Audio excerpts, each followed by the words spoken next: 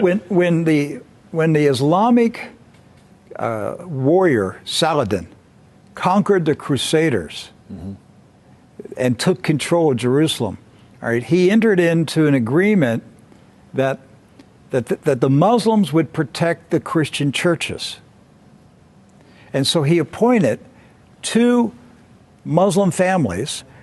Both of these families have been in Jerusalem for, close to 1,000 years. And each generation has passed down the key. The key. Right. The physical key. Mr. Judah said that the key he presently has is 800 years old. It's incredible. He had another key, but it broke. And this is a Muslim. I mean, yes. Adbi Judah is a Muslim. And he said it's a great honor for a Muslim to hold the key to the Church of the Holy Sepulchre, which is the most important church in Christendom.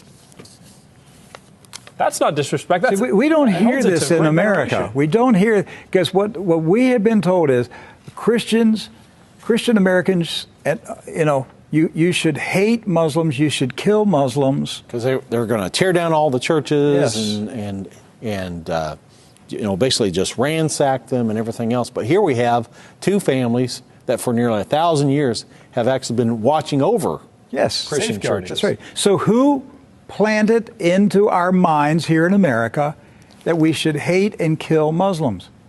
Who planted that thought in our head? Because it came into our society after 9/11. That's correct. So 9/11 was a calculated, planned operation, and it changed everything in our country. And so we were saturated with media propaganda, which who owns the media in this country? So we're saturated with this media propaganda. You Americans, you need to hate Muslims. You need to go to war. You need to send your sons to go kill Muslims. All right? And yet, when you go to the Middle East, you find out that the Muslims, like Christians, are taking care of Christian churches. Yes. Do not hold animosity against Christians or Americans, except in the case where Americans are pushing for war in their countries or trying to take their land. So they've lived together. They've lived together for centuries and centuries.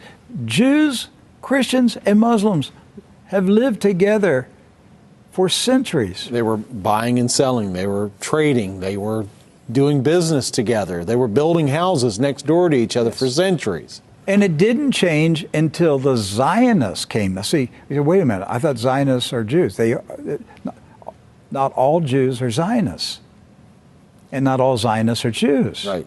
Zionism is a political movement. Yes. Right. It's an ideology. Yes. Not an ethnicity. And so when the Zionists came to Jerusalem and Palestine, basically in the 1920s and 30s and 40s, right, they came to agitate. They came to infiltrate. They came to seize control.